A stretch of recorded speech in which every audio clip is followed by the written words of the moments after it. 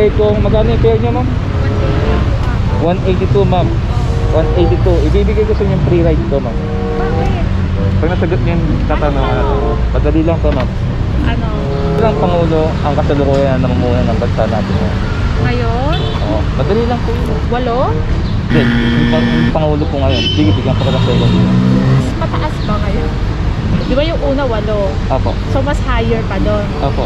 Sige, bigyan ka ng second chance. 10. Sige, bigyan ka ng third chance. Ma'am. Pangatlong chance na to, ma'am. Sayang yun, 182. 12? Sayang.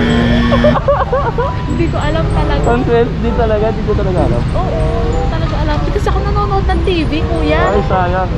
Sayang. Sa pakilan. Pang 17 po, ma'am. Oo, sayang. Oo. Hindi ko talaga alam. Opo, sayang. Di ba? Ang Sayang tama naman mo. ang Wala binigay akong ko sa kwentang inyo dyan. Pilipinas.